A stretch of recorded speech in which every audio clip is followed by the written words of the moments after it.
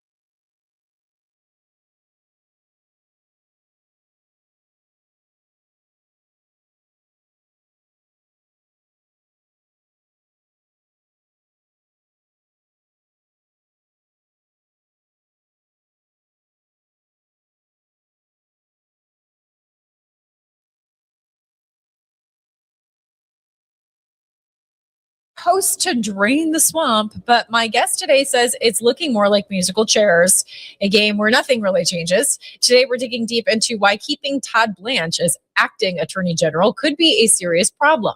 The claim is Blanche has been impeding President Trump's agenda and blocking real justice for victims of the weaponized justice system. The news you need to know, but with solutions and hope. This is Get Free with Kristi Leigh.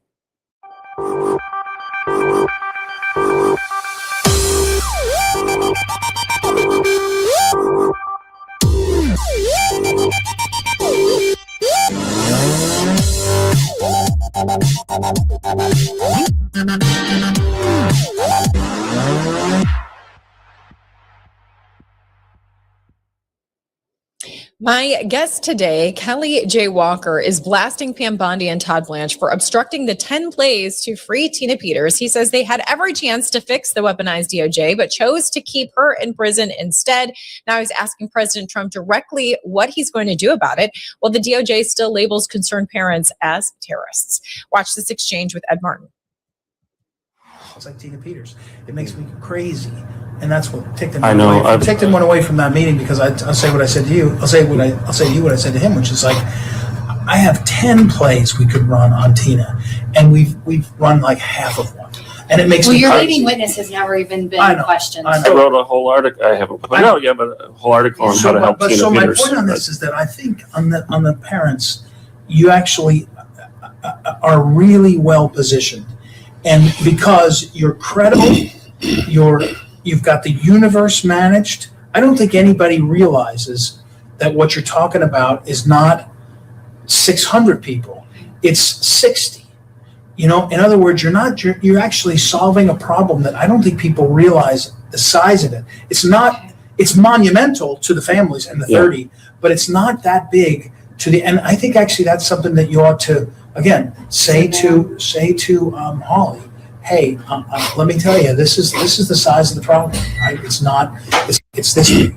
Pam, this is the size of the problem. Almost like, guys, you can solve this problem. Now, I also do think that you want to be, Kelly, you want to be the leader of when the hoax is broken, you're the hoax breaker.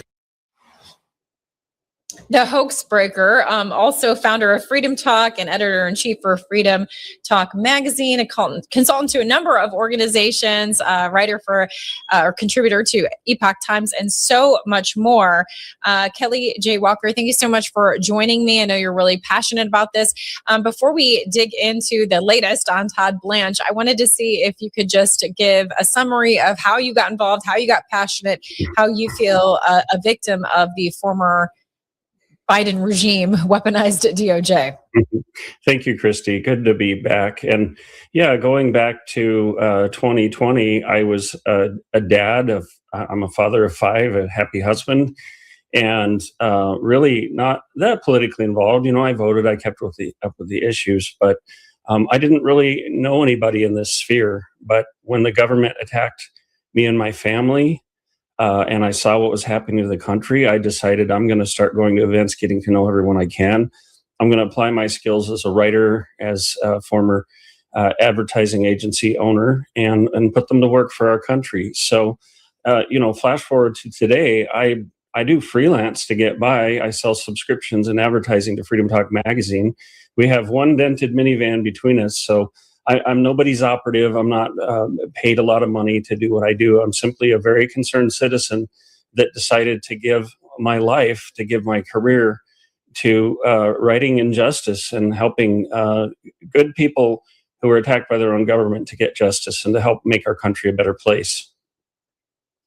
How do you feel that you were attacked personally by the former administration? I mean, we're going to get to how you feel like you're not happy with this one exactly either, but with the former administration, how did you feel that you were attacked?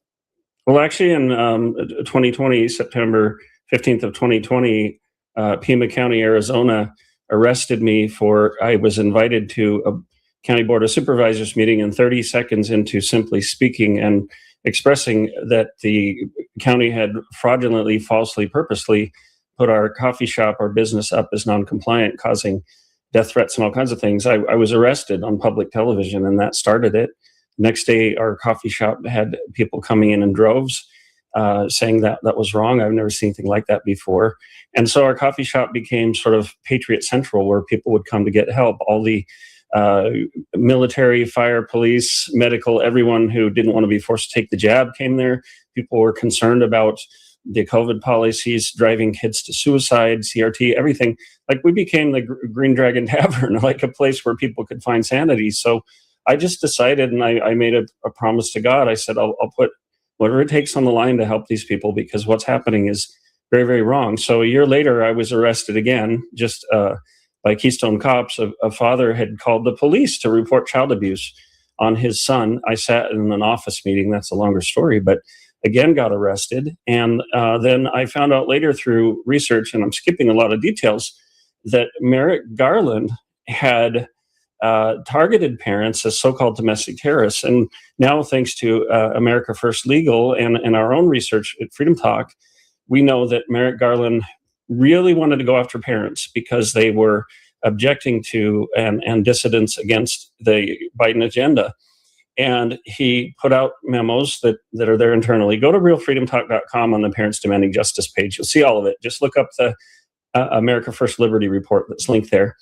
DOJ lawyers said that you don't have a constitutional basis for going after these parents and chilling their free speech. So he came back and instructed staff to find a quote, federal hook, some way that he could get to the parents. When that failed, he then helped the National School Board Association draft a letter claiming that parents were dangerous, potentially violent.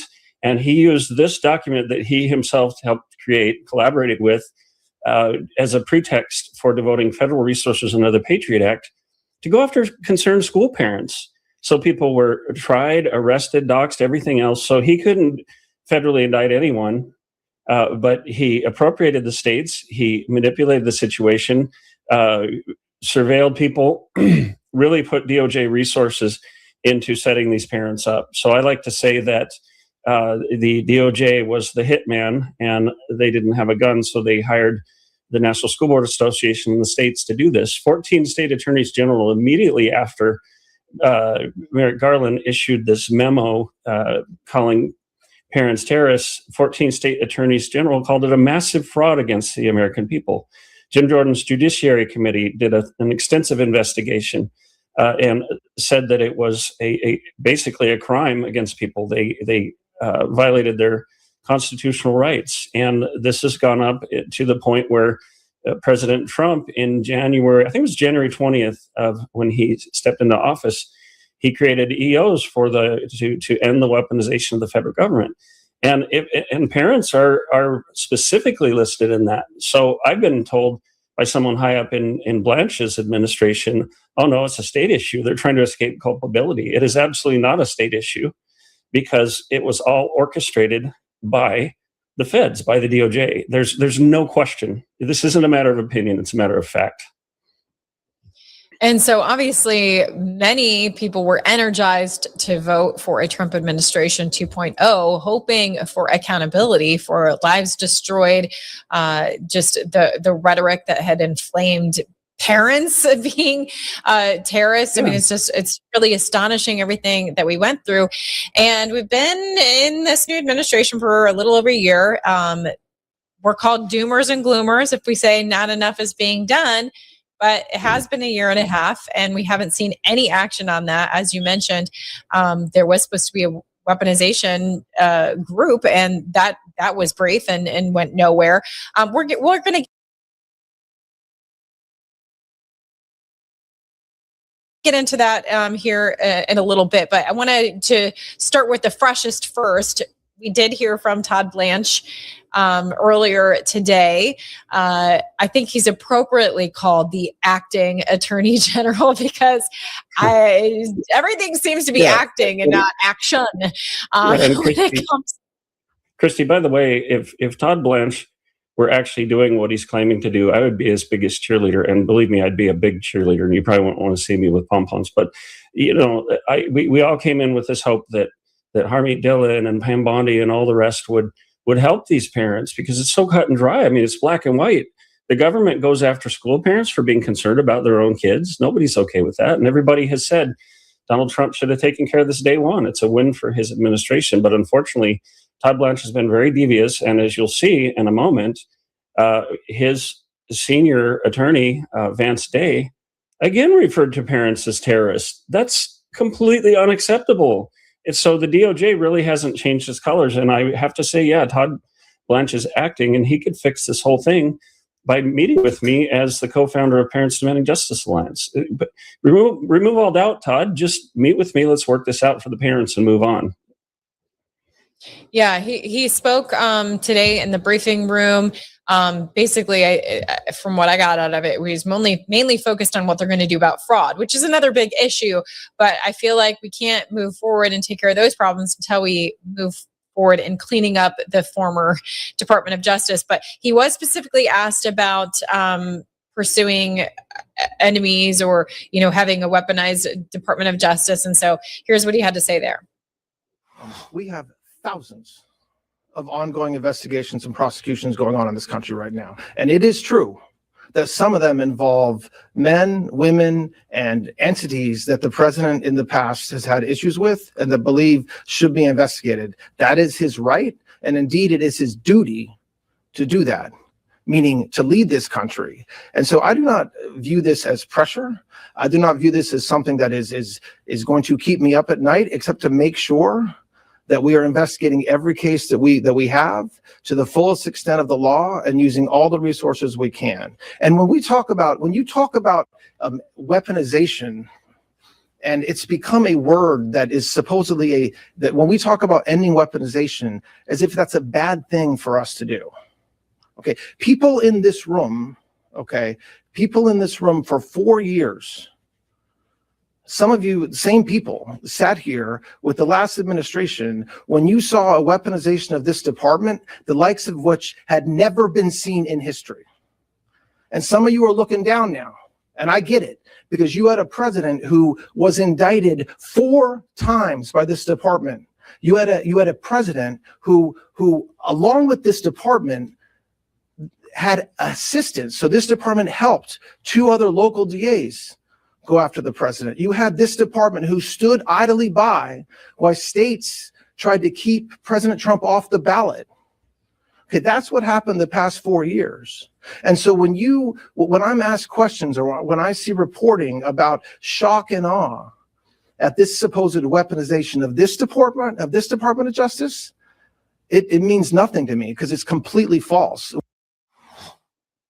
Now, my first reaction to that was he was talking about all the examples of how the former administration was weaponized against President Trump, but he gave not one example about how the former Department of Justice was weaponized against everyday Americans. And to me, that should be even more alarming. Well, I mean, we kind of yeah. expect the enemy to go after its opponent in politics, but to go after everyday Americans, and he didn't even mention that.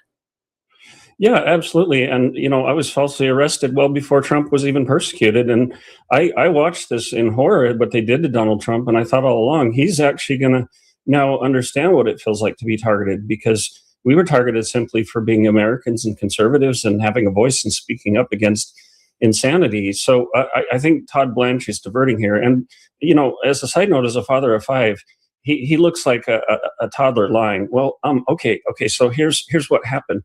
No, Todd Blanche, his record speaks for itself, that he has thwarted weaponization. And, I think it's fine and good they're pursuing this for Donald Trump.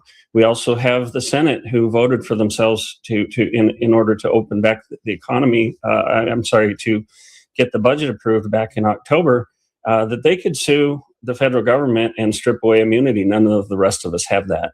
And so it really, the common people, Tina Peters, the school parents, so-called election deniers, a whole lot of different people, peaceful protesters, they've just been left high and dry. So yeah, I think it's very telling he didn't mention that.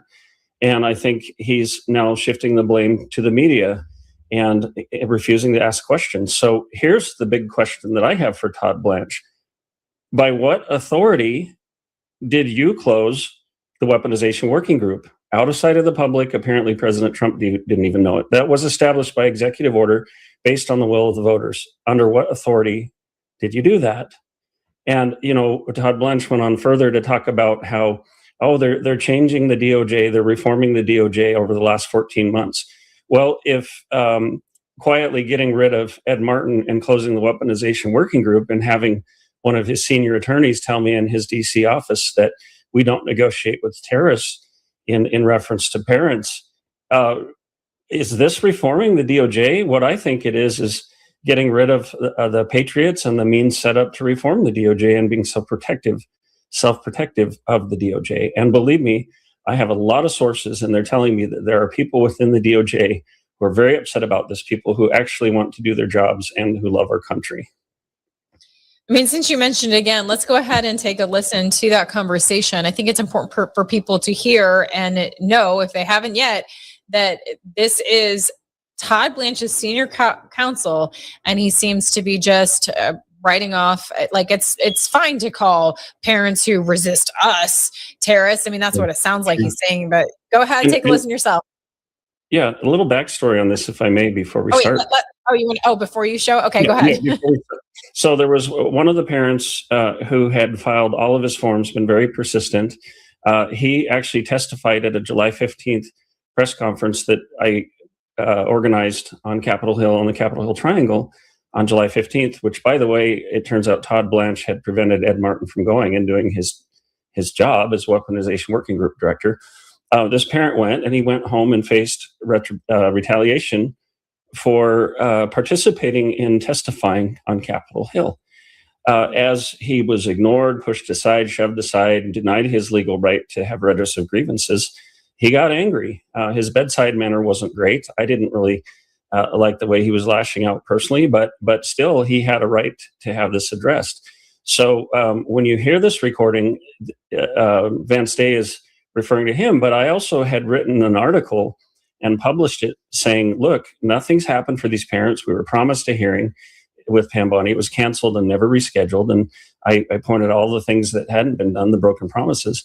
And I said, if by January 15th, nothing has happened because these parents are getting so upset, I'm going to have to go to the media and say nothing has happened. So you're going to hear Vance Day positioning going to the media and being transparent as so-called domestic terrorism. All right, let's listen.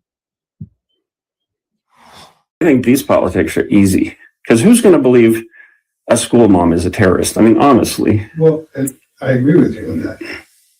When you put stuff out into the biosphere of the media that says you better do something by January 15th or else, my response is somebody who is a journalist and has a master's degree in terrorism. So my response, as well as the whole DOJ, was, we don't negotiate with terrorists. Do not threaten us. Where was the threat? It's the same. It's a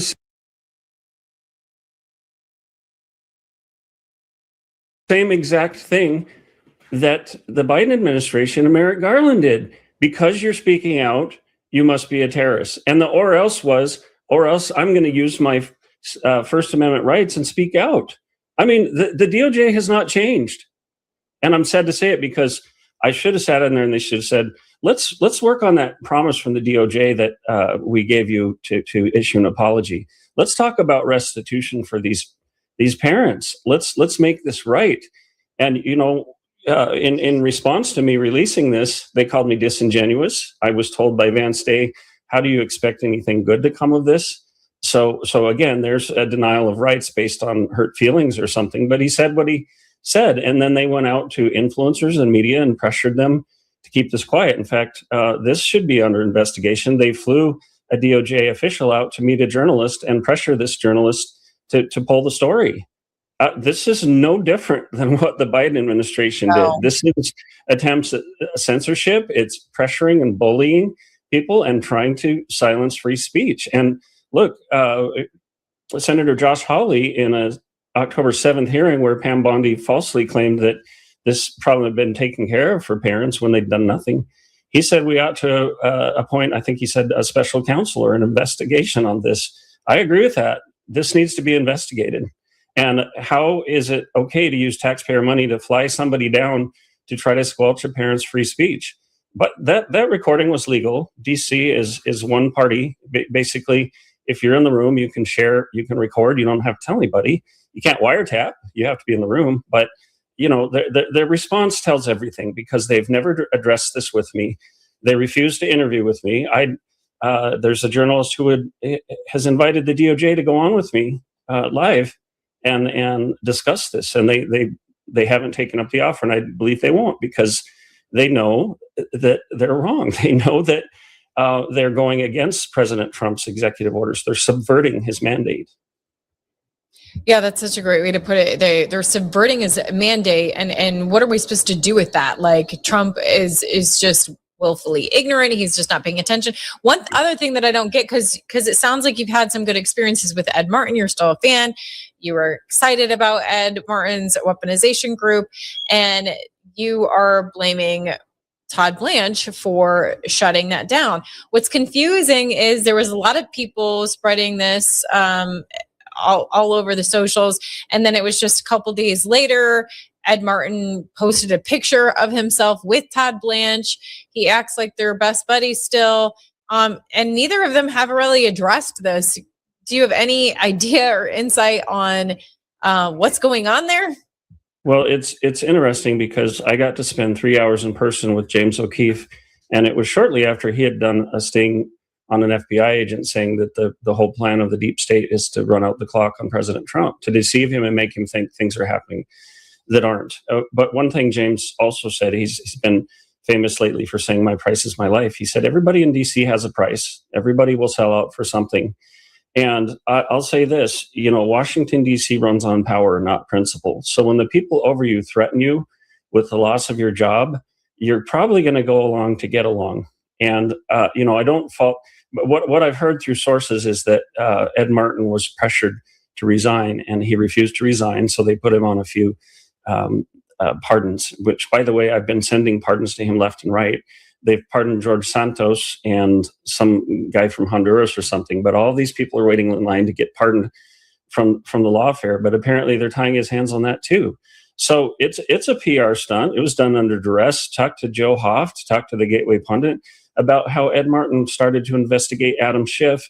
And then as a result, and this is all documented, as a result, Todd Blanche didn't investigate Adam Schiff. He investigated Ed Martin and put pressure on him. So the way I read this, and I think, I have some recordings that substantiate this as well. I think it's obvious that Todd Blanche and the DOJ establishment put the thumb screws on Ed Martin. And then on that January 23rd meeting with Van Stay, I found out to my shock, I said, we sent all these parents' cases to Ed Martin, and he got this look on his face like of disgust and said, well, Ed Martin's not over the weaponization working group anymore. I said, really? And I found out on January 23rd, apparently before President Trump even did, that the weaponization working group had been quietly shut down. And then I thought, I just bet you Todd Blanche is going to leak this. Sure enough, not long after that, CNN leaked the story, and some reports trace that back to Todd Blanche, that he leaked this. So really, this is another coup against Donald Trump. It's a soft coup. We have a government of, for, and by the people. And can we really expect the Department of Justice to self-correct, to reform itself? The whole reason why the weaponization working group was created by executive order was to examine the DOJ and to end the weaponization. So now you're telling me a guy high up in the DOJ can just squash it and prevent any kind of investigation or accountability? I'm sorry, but Todd Blanche is lying. And I don't care about words, I care about actions. Well, what are we supposed to do with this? I mean, I think we can both agree that President Trump seems like an extremely intelligent person. I think I've read he has the highest IQ of any president ever. I mean, are we supposed to just believe that he's really this ignorant when it comes to knowing who he can trust? I mean, it does seem to me, again, just total opinion, that one of his weak spots is flattery. And so I feel like those that get around him, if they flatter him enough, then they seem loyal. He can fall for that pretty easily, seems to be the record. But at the same time, it's really hard to believe that something he created by executive order, he would just allow to get squashed, and none of us are owed an explanation of what the heck went down there. Well, yeah, and some people say, well, maybe President Trump doesn't know, but I don't believe that is even possible, because Sam Sorbo and I, when she was working with the Parents Demanding Justice Alliance group, she had to take care of some family matters.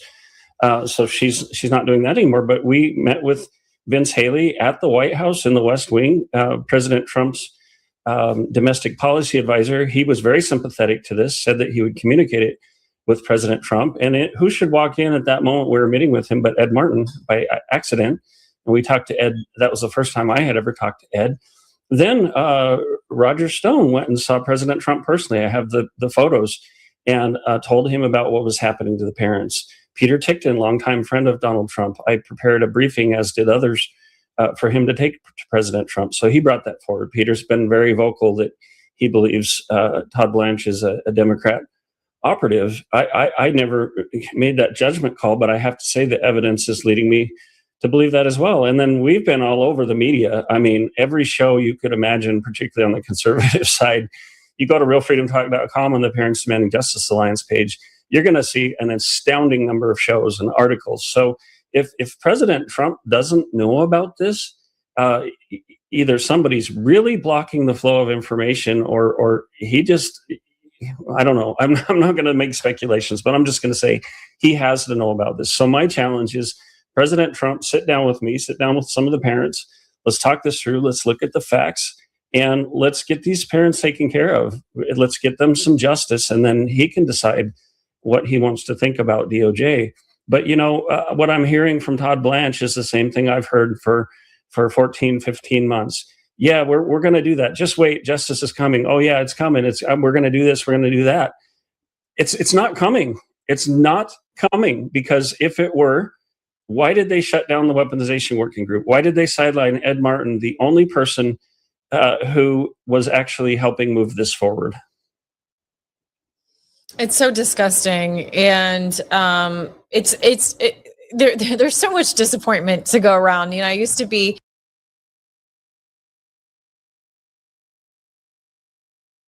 a big fan of Dan Bongino, but I mean, it's like, what happened to him? He sounds like a completely different person before he took his government job and came back.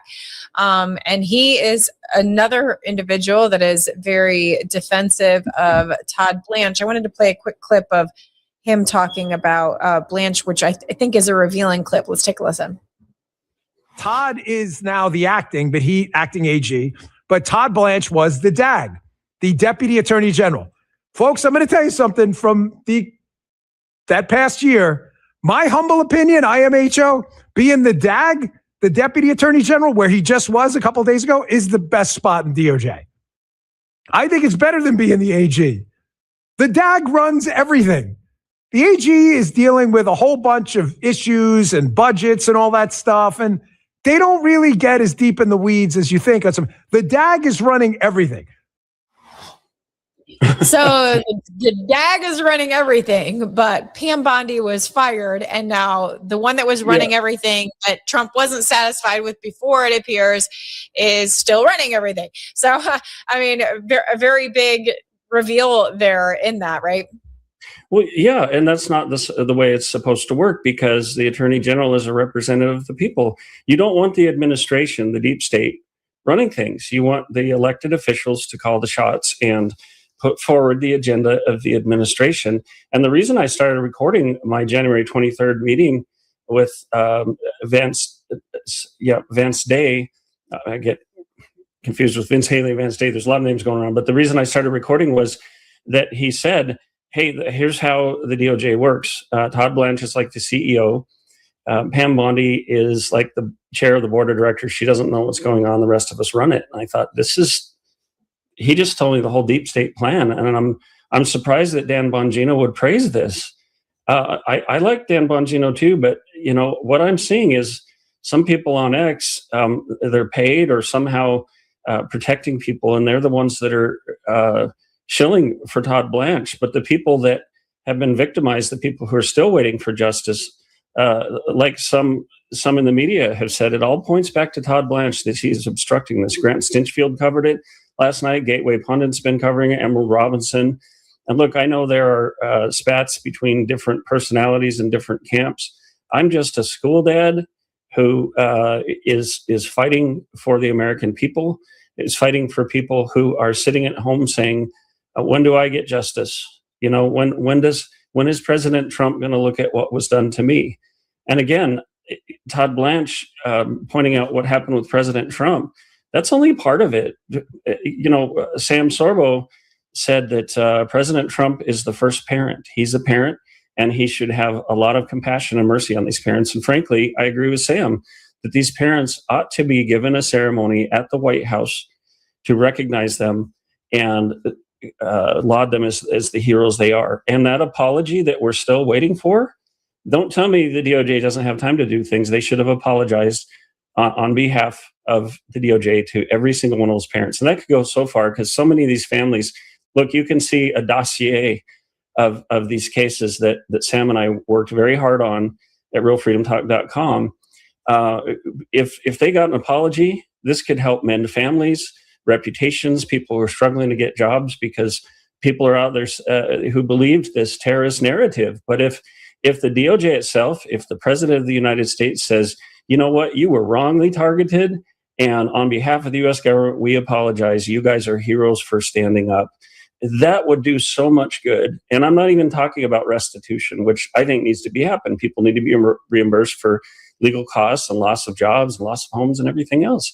But don't drink the Kool-Aid, because they're trying to kick the can down the road. They're trying to say, well, we just haven't gotten to it yet. Okay, I drafted a working draft of an apology for Pam Bondi, which Neil McCabe, when he was working for Ed Martin, supposedly gave to her, and we were told we were going to get that apology. What would it take? 5 minutes to do this? So I've asked.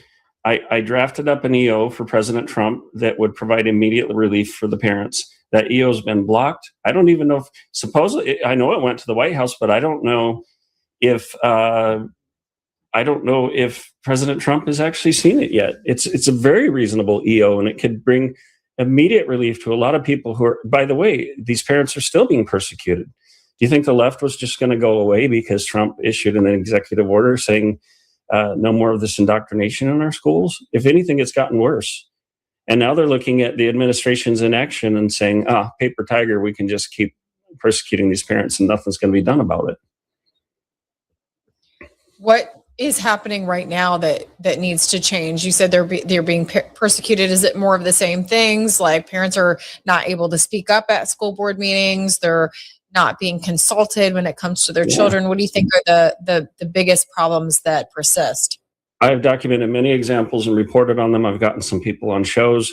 There's a school dad in, I believe it was Gainesville, Florida, who was almost dragged out by police until the district lawyer stopped them.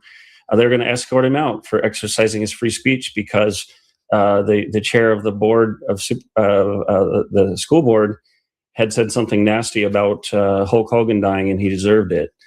And we had a child who was called by a teacher a Nazi, and basically, vilified in front of the class. We've had parents who continue to be sued, arrested. We had one parent in Texas who ended up committing suicide because he was arrested and indicted, and his lawyer tried to say, look, they're never going to get away with this. Just hang on. He lost hope and he killed himself. And that lawyer went out and talked about that. So we have any number of cases, and people all across the country. I interface with them several times a week. This business lawyer who came to testify on Capitol Hill on July 15th, he went back home and they tried to take his bar license. They had somebody from the school district call the firm he works for and tell them they need to fire him. I mean, the stories just go on and on. So for Pam Bondi to get up in front of the Senate on October 7th and say, do a victory lap and say, it's all taken care of. Well, we had just been promised by Vance Day a hearing with Pam Bondi so these parents could meet with her and tell their stories. And they said if Pam Bondi couldn't make it, we'd talk to TODD Blanche. That got canceled and never rescheduled. So I find it really, talk about disingenuous, claiming you've helped the parents when you haven't even listened to them. And I think I'm sure it was TODD Blanche who canceled that meeting as well. So the CEO, you might say, has been running the show the whole time. And he's been denying justice to people. He's been denying even a voice.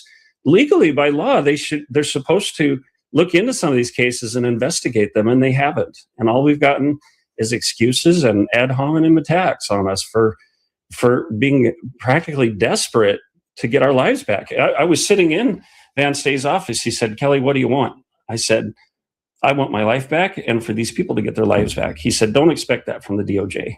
And this is a guy who had been pardoned by Donald Trump for refusing to perform gay marriages and had been put in a position. He just got his life back. But he's going to look at me and say, all these parents across the country don't deserve that kind of mercy and compassion and clemency from the government.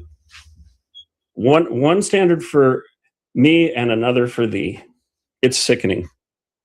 It is. It's incredibly sickening. And as we started with that phone call at the beginning of this interview, of you talking to Ed Martin, he was saying like this would be such an easy thing for them to do because it's not hundreds necessarily of parents in the worst targeted persecution. It's could be like 60, which is still a grave sin that the government or any person in power was targeting parents, calling them terrorists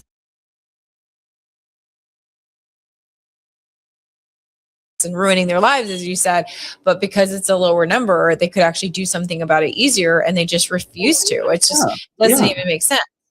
We have all this fraud going to these supposed daycare centers, going to illegals, all this money flying everywhere. We're talking a matter of probably maybe a few $1 million to set this right for these parents, to give them back the life, liberty, and pursuit of happiness that they had before their own government attacked them. What kind of a country do we live in when concerned parents are treated like terrorists and then the federal government refuses to make that right?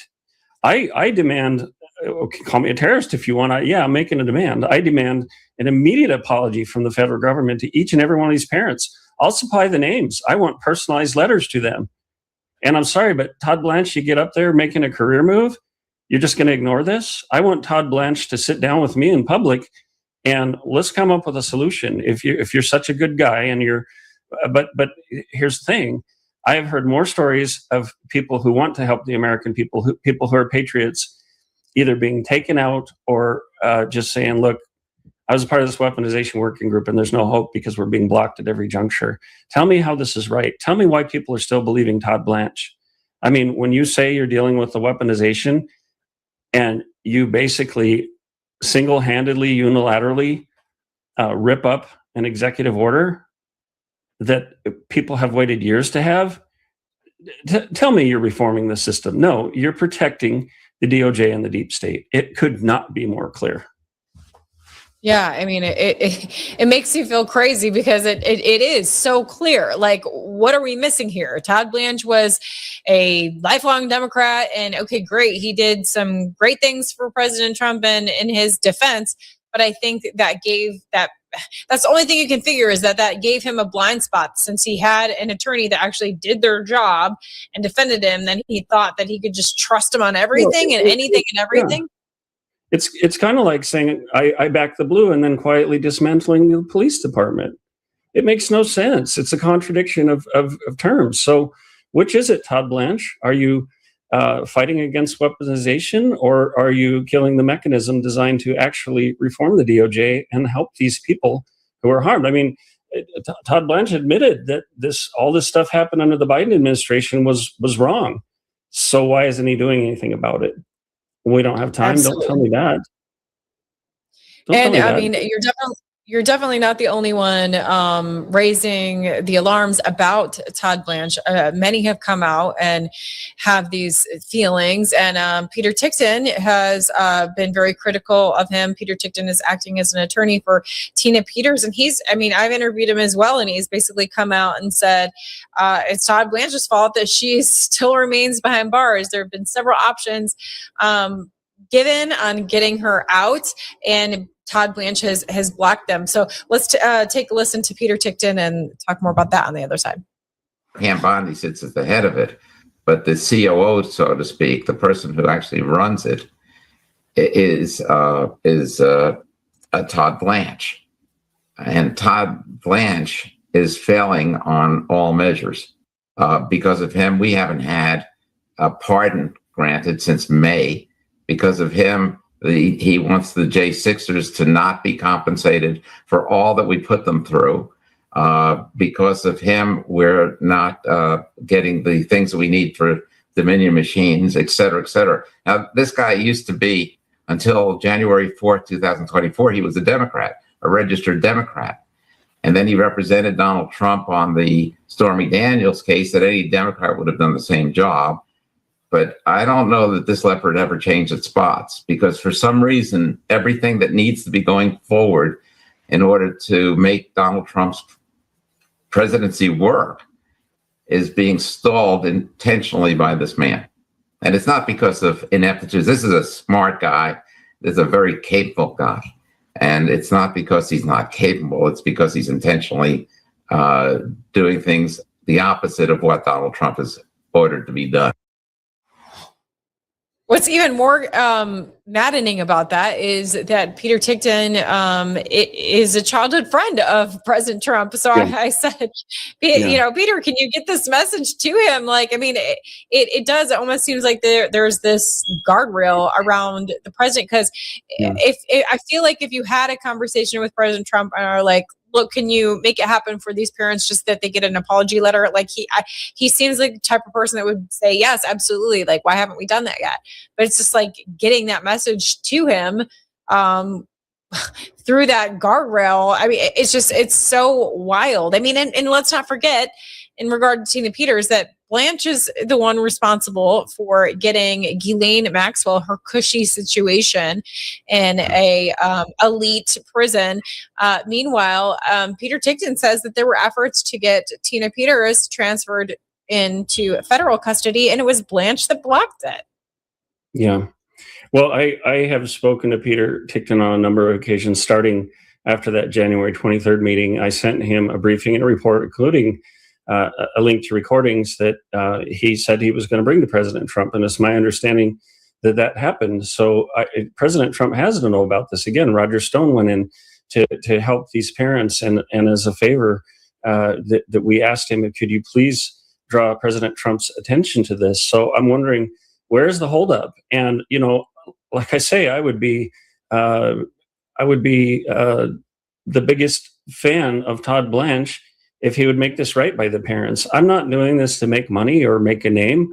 I'm simply trying to help people that were wronged by their own government. And instead of being helped with this, I've been labeled a terrorist. I've had them go out and try to smear my name. I've been told that the media who are covering this are lying. And Peter Tickton, I think, I don't know him that well, but I think he's a good guy. I got to spend a lot of time with Tina Peters before she went to prison. I think she was absolutely railroaded, as many of us were. So there's just really no excuse for it. And I think President Trump has to know about it, and he needs to act on it. I know he's got his hands full with a lot of things, but so do a lot of these people who were targeted, who, look, we've already had 2 parents commit suicide because they feel like nobody cares and nobody's going to help them. How long is that supposed to go on? Yeah, it's so alarming, all of it. And I mean, to think that this really all started bringing us back to the beginning of government basically putting a stamp of approval on school boards and locals, targeting, persecuting presidents. And they basically found a way, as you explained earlier, to rationalize it. I mean, that was something new I hadn't heard before in the beginning, when you were saying that Merrick Garland was actually one that helped them draft the letter that they ended up apologizing for. Like, once it was received, they tried to issue an apology, but the damage had already been done. But I hadn't heard that he actually helped them draft the letter. If someone would just actually investigate this, it's all there. And by the way, I was targeted before I ever set foot in a school board meeting or a school. I was portrayed a certain way. I was targeted from early on. I'm in some of these documents that were revealed through FOIA requests, very specifically. So the DOJ's response to one journalist was, well, yeah, we have an FBI file on Kelly, but we don't have any record of surveillance. Oh, isn't that convenient? You have a file on me, but this secret surveillance, you don't know anything about that? I said, well, not only did they secretly surveil me, which came out in a court deposition, but they came into my business. They showed their badge. I have emails from the FBI. Come on, this is a cover-up. This is a constitutional crisis too, because what we're saying now is that it's okay for the federal government, if they don't have the power, to co-opt outside organizations and states to carry this out for them. If there's anything that's the definition of fascism, it's the federal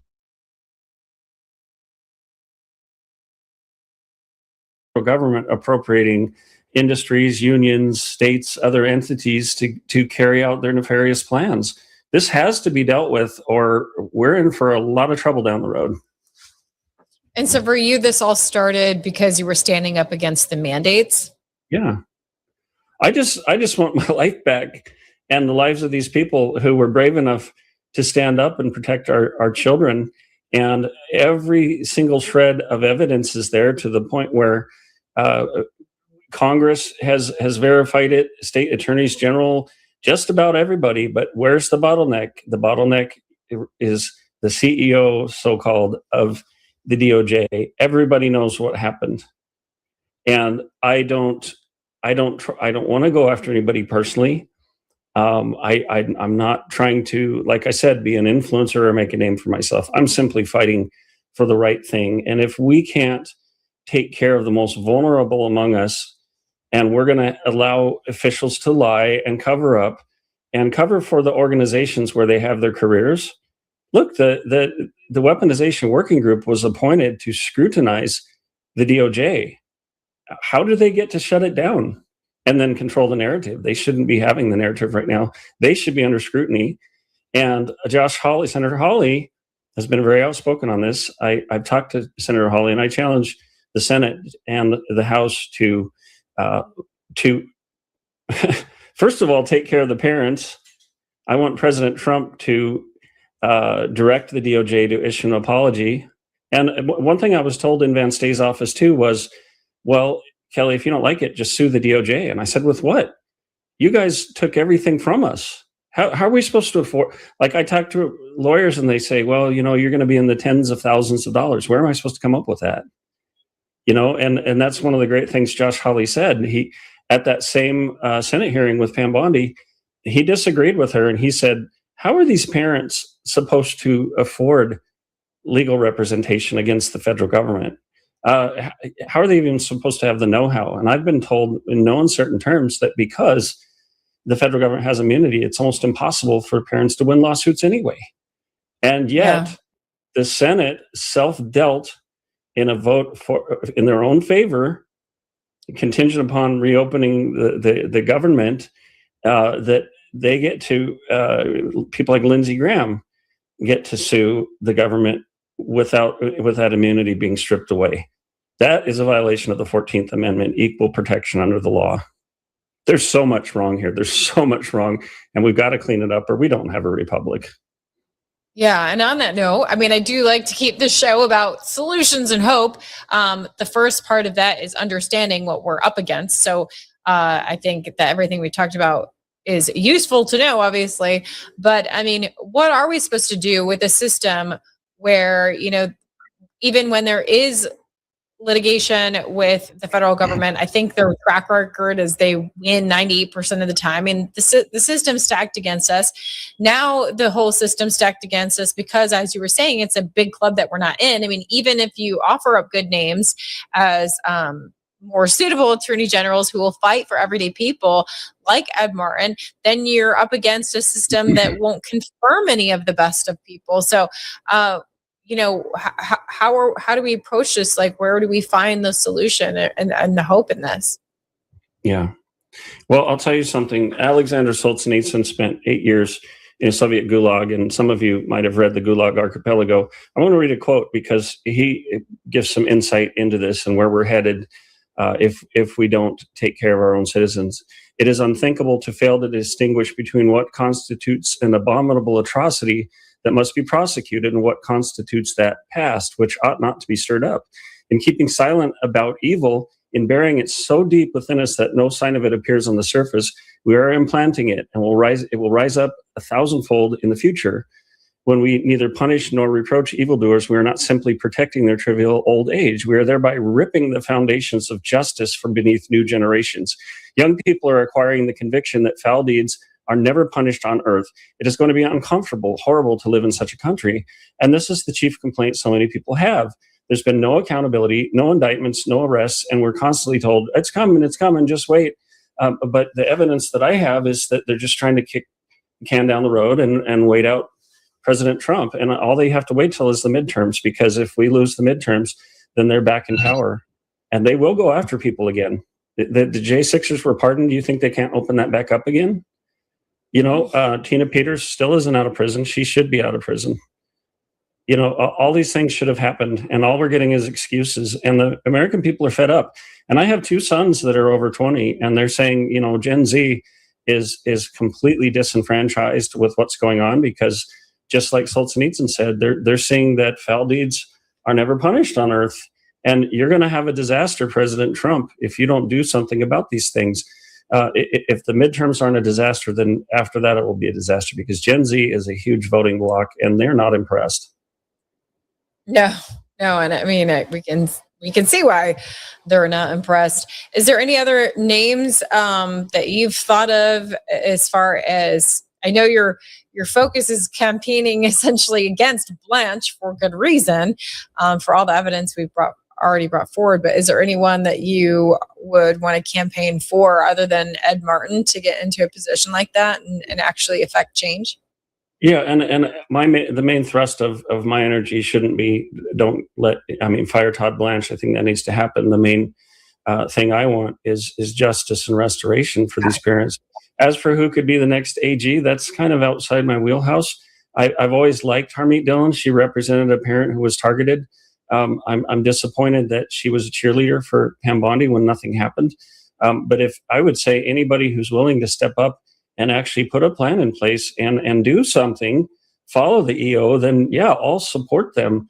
Whether that's Ed Martin or Harmeet Dillon or whoever else might come in. We need someone over the Department of Justice that is actually going to bring justice and accountability, not self-protection of the deep state, because that's what they are right now. They haven't changed anything since Garland and Biden except the rhetoric. Yeah, absolutely.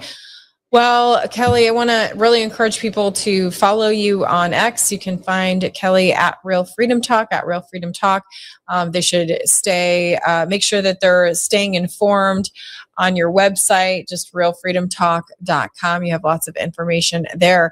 Do you have any final words, anything that we didn't cover that you wanted to share quickly to wrap things up? Well, I'm not doing this for money, but I do travel to DC and I do a lot of things. So if you would like to donate to this effort, first of all, sign up for our paid version of Freedom Talk magazine. You can just go to realfreedomtalk.com. There's a free version and a paid version, very inexpensive. Or you can go to givesendgo.com/freedomtalk and pitch in if that's something you would like to do. So it's a hard fight. We have lost a lot doing it. We're trying to rebuild our lives. So if you feel like that's something you'd like to do, great. But if not, I'd fight if I had to live in a cardboard box, because right is right and wrong is wrong. Yeah, we all feel that way. And, we serve our Father, who we were just celebrating for Easter, who also I was just reading. Actually, it's my verse of the day. Let's just go ahead and do my verse of the day with you. Usually I do it after I say goodbye to the guest, but let's bring it up if we can. Psalm 33, 4-5, for the word of the Lord is upright and all his work is done in faithfulness. He loves righteousness and justice.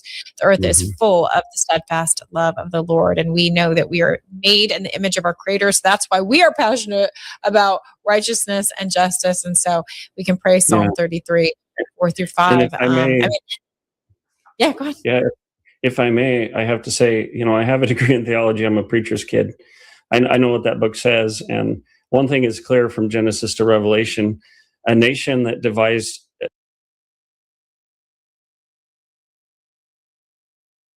denies justice to its little ones, to the most vulnerable among them, is not going to have God's favor. And I think we've gotten a second chance with this nation. If we don't bring justice for these people that have been harmed, we're not going to have a third chance. And I do believe it's very, very possible that judgment will come upon this nation, because God has heard the cries of these little ones, the kids who are being trafficked, the families who are destroyed by the government, and he can only do that for so long before he has to bring judgment. So I think that's a warning that everyone should heed. Absolutely. I think that, as you said, we've been given another window of opportunity to repent as a nation and to do what we can to make things right. And so we all need to be in agreement and prayer to give our leaders wisdom and discernment, and to make these things right and to act on what Jesus loves, what God loves, righteousness and justice. And so, I think that's a great way to wrap this up. And again, I encourage people to support Kelly. It's not cheap having to even fly around and fight for these causes. So if you can just help be the hands and feet as well by donating to the cause and praying for the cause, then that is much appreciated. Thank you, Kelly, so much. Thank you, Kristi. God bless you. America's founders warned that without knowledge and virtue, homework, no nation can study up on what the information that he's gathered, continue to both. And we're no longer a moral and educated people. To save America, we must spark nothing less than a national renaissance. That's why you need Freedom Talk magazine, the journal of truth and virtue. We cultivate enlightened thinking and principled living, offering unique insights into the issues and remarkable people defining our world. Sign up today for your free subscription to Freedom Talk magazine and join the new American Renaissance.